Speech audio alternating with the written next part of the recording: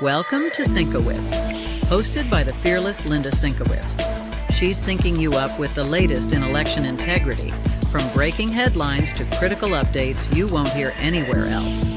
With Linda, it's facts first as she leads the fight for one vote for one legal voter. Stay informed, stay empowered. Let's jump in. Hi, and welcome to SYNC-O-WICZ. My name is Linda Szynkowicz. I'm the founder and CEO of Fight Voter Fraud. And this is episode 11. And we are keeping you informed on all the different election integrity information that's coming out of the different states across the United States. And we also have a very special guest this week. It's Greg Stenstrom. He will be on shortly. I know all of you are waiting to hear what he has to say about everything he's been doing with a number of different lawsuits. But this week's program, the states that we're going to be covering are Arkansas, Louisiana, Nevada, Ohio. We're going to get into the national news and, of course, the vote notes towards the end of the program. And then we also have our trivia question. So we're going to jump in right now with Greg Stenstrom. He's out of Pennsylvania, and he is the founder of Patriot.Online. So hi, Greg. Morning, Linda. It's good to finally get on your show. I'm excited for you. Show 11. You've got a lot that you're doing. So we want to get right into that. So if you can update us on everything that you've been doing recently, that would be fantastic. Well, I think we have three big updates. The first one is we have the last remaining election case, massive election fraud case for 2020. And if you remember, Leah Hoops and myself filed lawsuits back in 2020, 2021. And they have been going through the courts for almost 5 years now. And we've been fighting it out. We currently are sitting in the Pennsylvania Supreme Court on another appeal, but we fought our way through the lower courts and then the intermediate appellate courts, which is the Commonwealth Court in Pennsylvania, and got an adverse ruling, but we're making progress. So we're sitting in the Supreme Court now. The case in Pennsylvania for the Commonwealth Court is 876 CD 2022, and it alleges massive election fraud, and it charges over 38 individuals, both at the state level and at the county level, with massive election fraud, with hard physical evidence of that fraud. What they've been doing is they've been procedurally and administratively quashing the case, and they just don't want to hear it, and we're forcing them to do so. I'll talk about that in a minute. So the second big case was 2024 here. And in 2024, they did a number of things. They removed candidates from the ballot illegally. And what they do there is anybody that the Republican Party or the Democrat Party doesn't want to run, they shape the elections. So what they did is they removed, just in our county, in Delaware County and Montgomery County, they removed 54 candidates, and they did it illegally. And what they did is they said, well, you didn't file your financial disclosure in the right office. That was their case. So the candidates came down, and these people are running for school committee. They're running for mostly non-paying positions, but they're positions that award contracts, okay, and big money. Our county has a $900 million budget, call it $1 billion. So what they do is they both parties, they're both guilty, and they put in and they shape the elections, and they take out candidates that could win or beat them, that they don't want in. The other thing they do is the typical election fraud, Linda, we've been working with the machines, illegal machines, malicious software. So we pressed a suit here in Pennsylvania for 2024. And that is currently going to the U.S. Supreme Court, having gone through a King's Bench here in Pennsylvania. So that case is 49 MD 2025. That's a big election integrity suit. And the third thing, the thing that I've been quiet about, and I've talked to you when we were down at Steve Stern's show in Florida, I mentioned it back then. It's called a key TAM, QUI TAM, a key TAM suit. And basically, it's a civilian criminal lawsuit. So it's a lawsuit that can be pressed by civilians for criminal charges and civil rights charges. Now, those are presented generally to the U.S. Attorney General or the U.S. Attorney in the district. So in our case, we're filing charges against federal officials going back to 2020. So we're charging former U.S. Attorney General William Barr with election fraud and obstruction of investigations. And we're charging Wow. Christopher Wray with obstruction of investigations. We're charging Inspector General Horowitz of obstruction of investigations. And those took quite a while, as you could guess, to develop. And they have to sit under seal for quite a while the U.S. Attorney General reviews them, the District Attorney of D.C. So that case has now been unsealed. So I'm allowed to talk about it. And this is why I said that when we were in Florida, Linda, I'm not allowed to, there's things going on, there's litigation in progress, but I can't talk about it yet. We had to wait until the federal judge in D.C. unsealed the case. Now that he's unsealed the case, we're allowed to serve it. So now we're going to be serving this to Inspector General Horowitz, to, Christopher Wray, William Barr, Jeffrey Ragsdale, and all of the, I'm going to say, the culprits who basically transformed our country with stolen elections. The evidence has always been there. We know they steal elections. We know how they do it, who does it, why they do it. Everything people have been seeing is true. People feel gaslighted. Harded to Civic, and I can say this now, I couldn't say it before, but Harded to Civic, Dominion, they are malicious. There's malicious code in those machines. We've known it. The EAC, the Election Assistance Commission, knows it. We've charged them too in the key TAM. This key TAM case charges these federal officials with knowingly subverting the elections and then obstructing investigations into that election fraud. It's a huge case. It will be coming out. There'll be more and more news as we go. We've asked the judge in this case to allow us to use the U.S. Marshals to formally serve the litigation on the defendants. Failing that, we'll use our own service. But those are three big cases. We're going back to 2020. We're fighting. We have election cases. Those are just the three I mentioned, but we did 2020, 2022, 2023, 2024. And all of this is important because the intent of these miscreants is to basically steal the country back by 2026. That's what they're preparing to do. And they're going to mitigate, and they're going to try to put a cage around Trump again, and that's where we're going with this. That was the big update, and I figured you'd have some questions. Well, I do. So first of all, the QTAN suit. Now, is that a federal lawsuit, or is that only something you can do in Pennsylvania, or can we do that anywhere in the country? You can do it anywhere in the country. It's called a key. It's pronounced key TAM. It's spelled Q-TAM, like you said, Q-U-I, then a space, then T-A-M, Latin, key TAM, but it's pronounced key TAM or key TAM. I've heard it pronounced. I think I've settled on key TAM, but it may be key TAM. Okay. What they do, it's a federal lawsuit that can be pressed anywhere for different things. What we're pressing a lawsuit for is the lawsuit is the basically stolen money. What we did is just like, Al Capone, when they got Al Capone, they got him on taxes. So we're not pressing so much for the election fraud itself. We have multiple cases. We have over 750 plaintiffs that have been whistleblowers that have been obstructed. So we have 750 federal whistleblowers, and going against 117 defendants at the federal government that we've identified. And the crux of the case is that they obstructed investigations. It was an interagency collaborative effort to obstruct investigations and retaliate against You federal whistleblowers. you have actually put your heart and soul into all of this. I mean, the numbers of the defendants are incredible that you're talking about.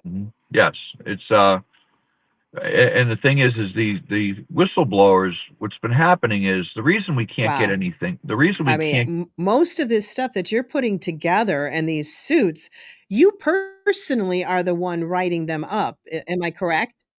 Yes, yeah. Myself and a group of people been working with a classmate of mine from the U.S. Naval Academy, Colonel Timothy Schindler, who's also a doctor.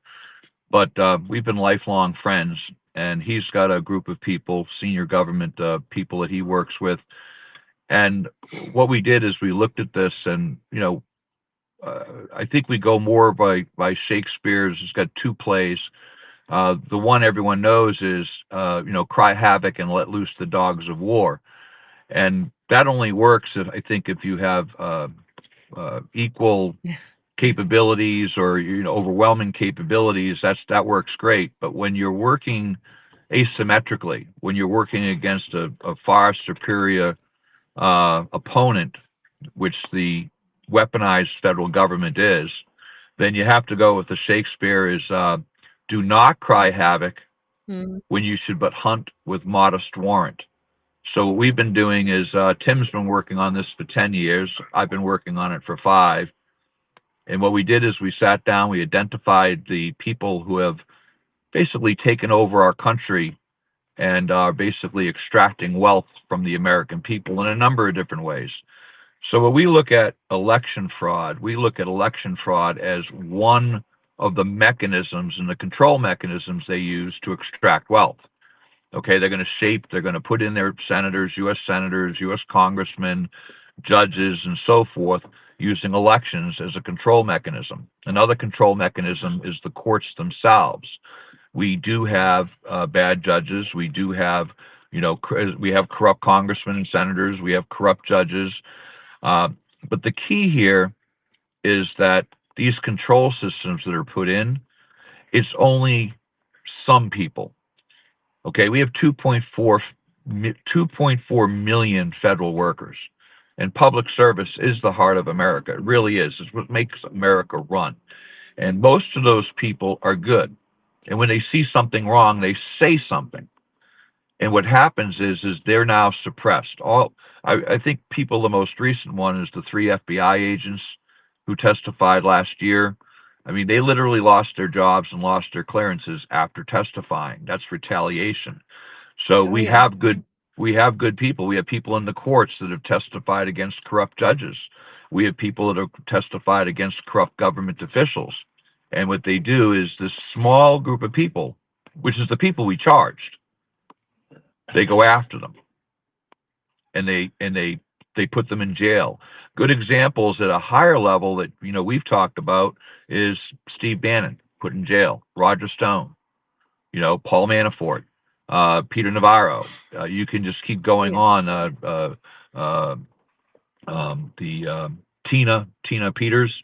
I mean, they go after people that whistleblow. They go after people that try to correct things. So what we're doing is we're correcting that. We're saying the way the federal government works, and the state governments, but primarily the federal government, is the self-correction that the government needs are honest people and whistleblowers, and allowing them the protections that they deserve to protect the American people. So this case is going forward. We do expect to be able to properly serve it within the next week to 2 weeks. It has to be properly served.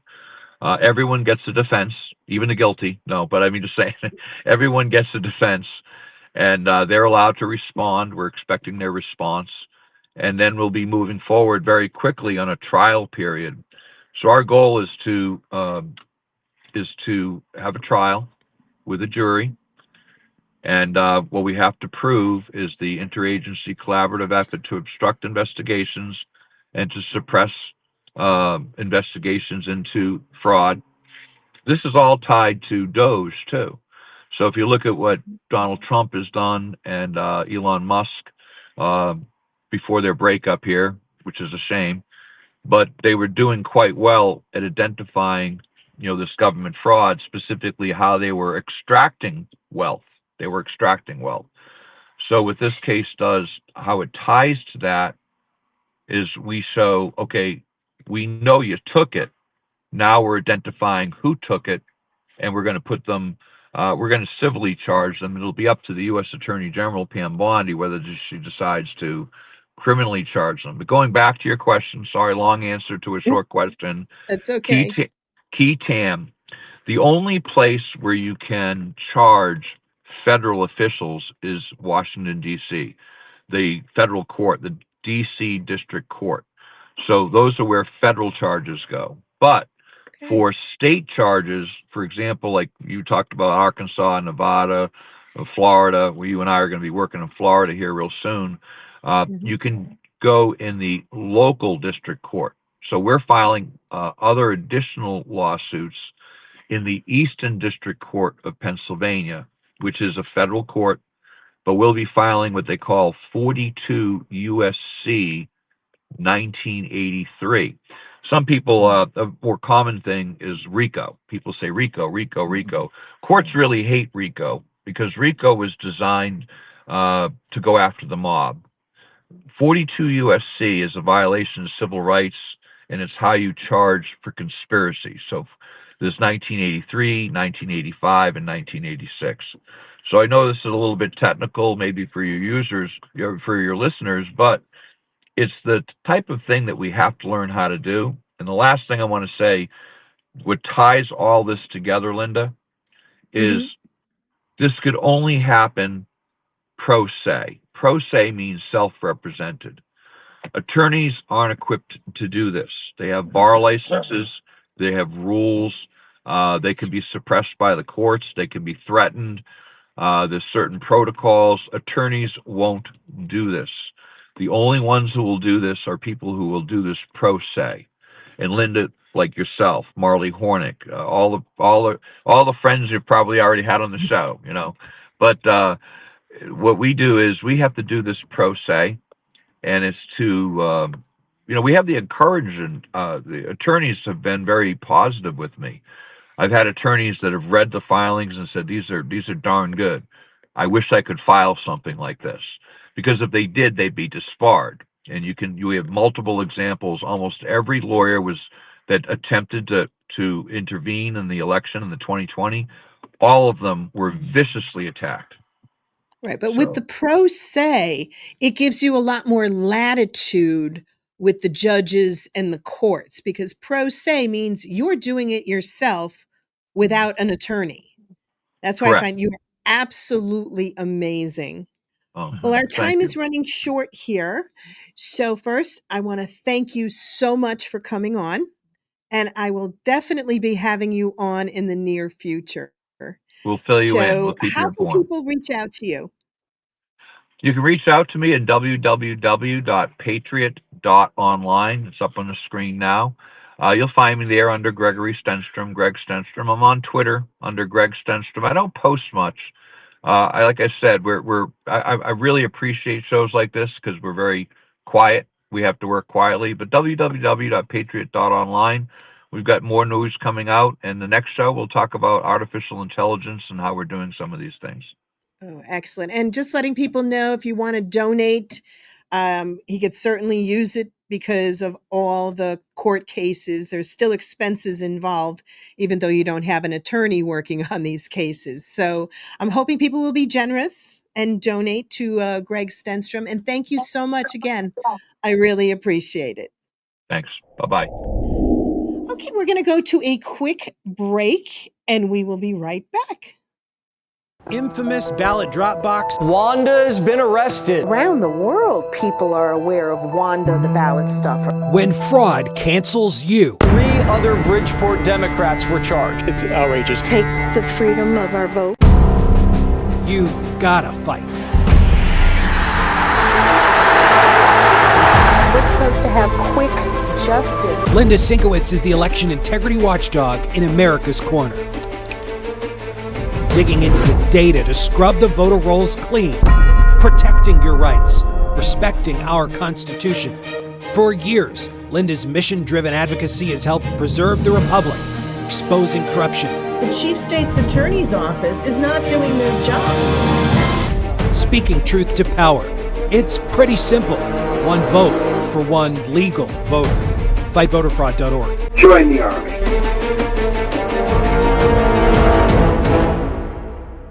Hi, and welcome back to SYNC-O-WICZ. My name's Linda Szynkowicz. I'm the founder and CEO of Fight Voter Fraud, and you are watching the second half of episode 11.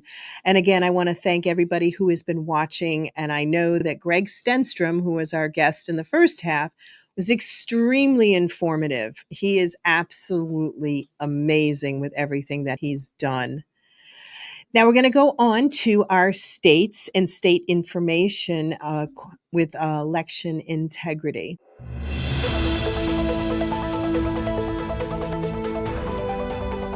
Arkansas. Arkansas ranks number 1 for election integrity. This is according to the Heritage Foundation.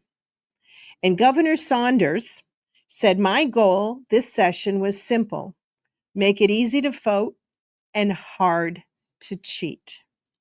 And Secretary of State Cole Jester, this is of Arkansas, said, "As Secretary of the State, I said from day one we would have the most secure elections in the country." And according to Heritage Foundation, the natural state received perfect scores on voter implementation, access of election observers, verification of citizenship, identification for voter assistance, vote county practices, restrictions on same-day registration, restrictions on automation or automatic registration, restrictions on private funding or of election officials or government agencies, and restrictions on rank choice voting. Do I think they should be number 1? Absolutely. This is the type of stuff we are striving for in all the states. We want to make sure the elections are secure. You don't have same-day registration where people not showing ID and who they are and a whole bunch of other issues. And it seems like Arkansas is well on the way, obviously being number 1 according to Heritage Foundation, in accomplishing that. So thank you to the governor and the Secretary of State in Arkansas for making it to number 1. You previously, had been number 8, so you've moved up in the ranks. And you can also check out the Heritage Foundation to see where your state ranks. Now we're going to go on to Louisiana. I like saying Louisiana. So Louisiana's political campaigns may get more donation and spending information. Governor Jeff Landry is pushing House Bill 693, sponsored by Republican Caucus Chair Mark Wright. He's the Republican from Covington. It carves out more circumstances under which political contributions and expenditures don't have to be disclosed on public campaign finance report. Now, I think if people who are listening, if your spidey sense is going, what? It should. I do not think this at all is going to be a great thing for the state of Louisiana. And the governor pushing it. So the proposal itself is 101 pages long. 101 pages? That's crazy. For one bill? Well, what they do is they try to bury stuff in there and confuse things. And according to the staff attorneys for the Board of Ethics, which enforces the campaign finance laws, he admits the changes are confusing. The state's government watchdog group, which is Public Affairs Research Council of Louisiana, PAR, P-A-R, has come out against the legislation, saying the bill would benefit politicians while offering very little to the general public. More than 20 places, the bill increases the minimum dollar threshold at which a donation or expense has to be included on a public campaign finance report. Now, remember, the campaign finance report are for those that are running for offices. And they're supposed to disclose where the money comes from. And there's very specific rules and regulations, and they have to be open. They have to have it so the public can see where the money is coming from. So, in wanting the changes in Louisiana, it says, first of all, example, national political committees raise most of their money outside of Louisiana, are required to publicly disclose the spending on a Louisiana election once it reaches $20,000. That seems reasonable. The bill would hike it to $50,000. That's crazy. That amount of a threshold is ridiculous.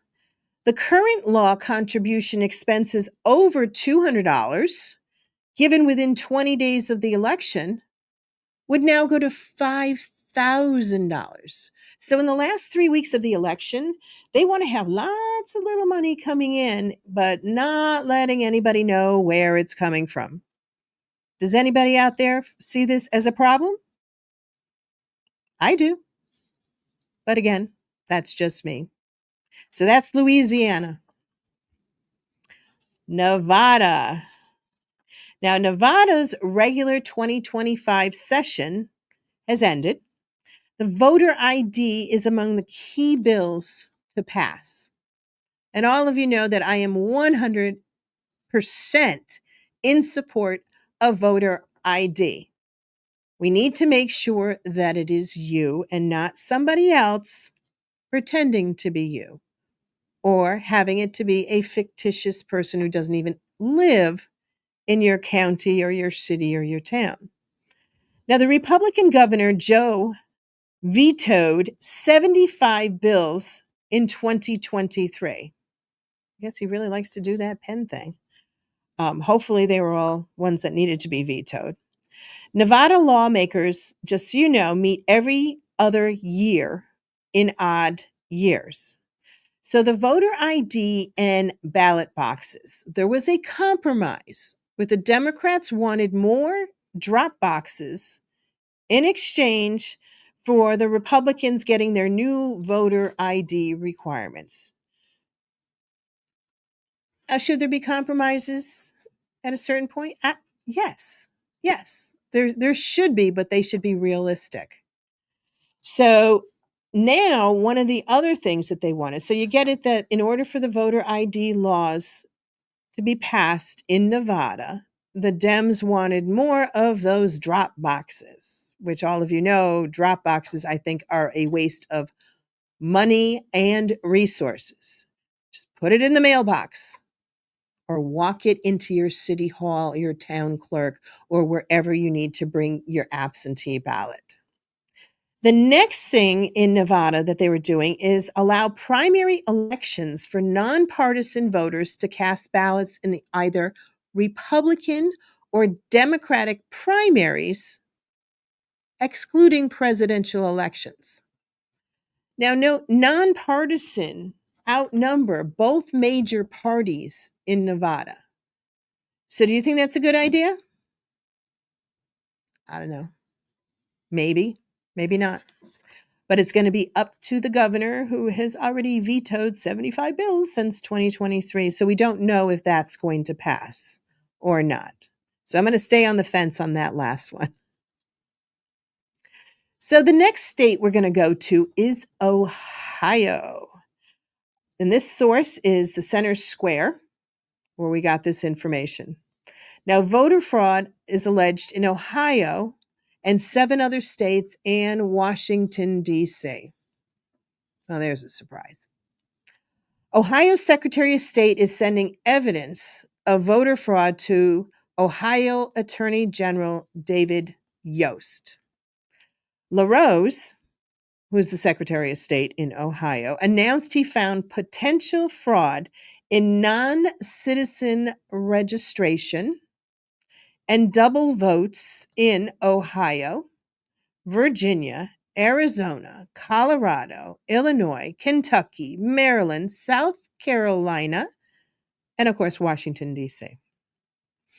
Now, in Ohio, they had established the Public Integrity Division in 2022, which consolidated the state's investigation efforts, including campaign finance reporting,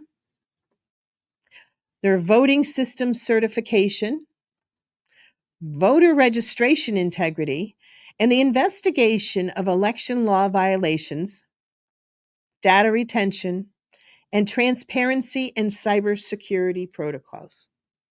So at least we do know in Ohio, they are making an attempt to make the elections secure, and they're already coming forward with non-US citizens that have voted and the double votes.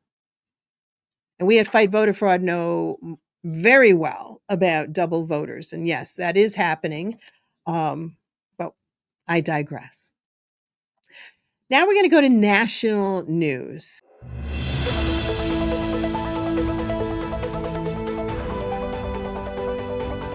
This was just a curious little thing that I saw for the national news. But Trump administration begins cracking down on federal employees' use of leave. And I thought, why would that be important on an election integrity show? Well, I didn't realize until I read it that the Trump administration began notifying employees they can no longer use paid administration leave to vote. There was an executive order that Biden had put in that had allowed the use of administrative leave for voting. Really? How long does it take you to vote? Why?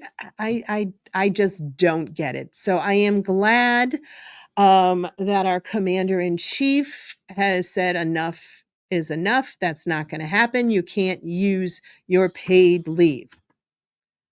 Now, does everybody else out there who works a regular job, does your employer paying you to go and vote? Doubtful. You go before you go to work. You go during your lunch break. You go after work. And I am 100% for the idea of actually making Election Day for federal elections a national holiday. It should. Actually, every election in November, in every single year, it should be made a holiday. Now, we already know that kids in most of the schools don't have school that day because there's a lot of cities, towns, counties across the country that utilize their schools for voting. And you can't have the kids there when you have people coming in for the voting. So they have the day off. So why not make it a federal holiday?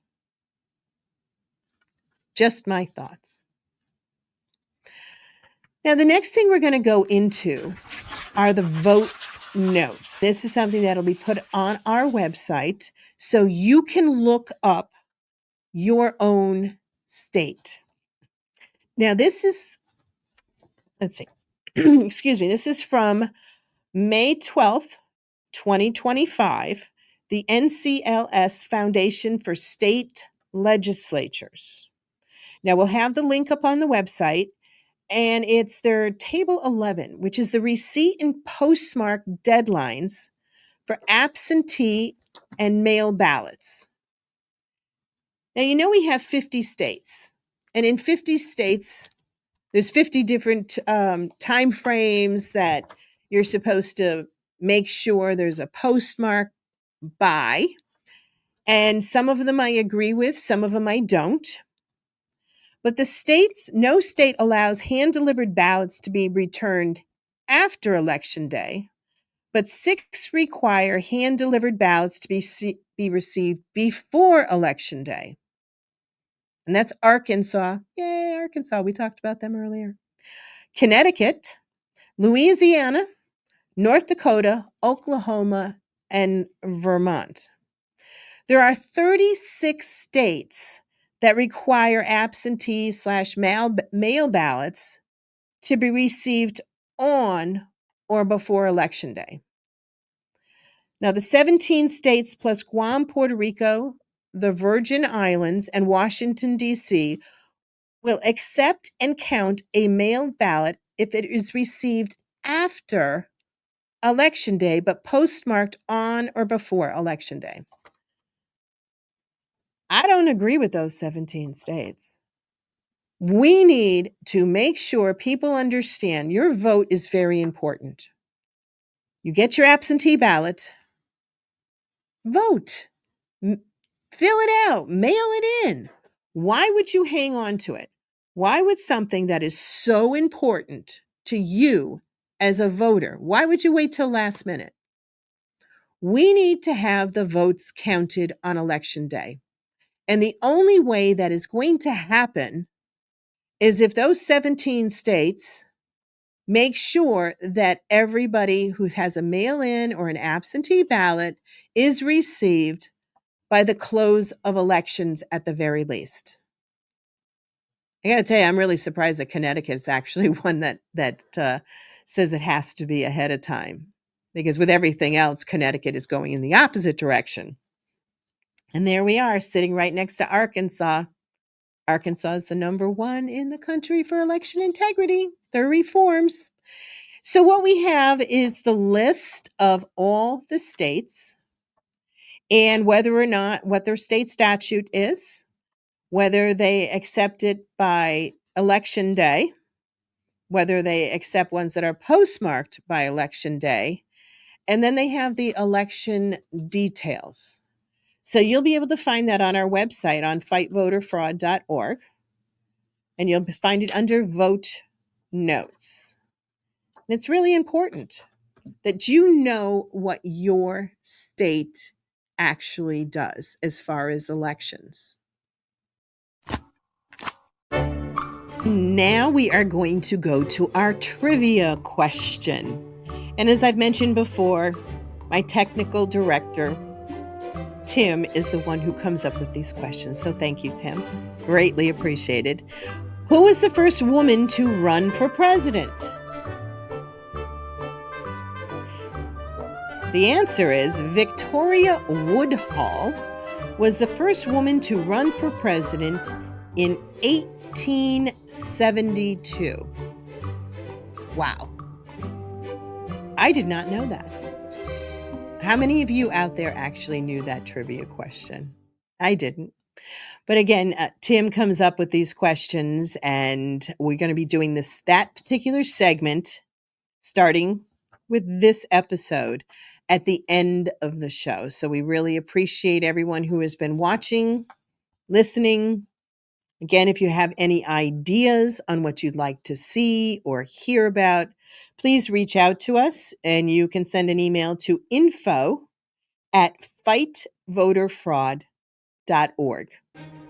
Now, I want to thank my producer, Olivia Giamanco, Tim Harriman, my technical director, Matt Karen.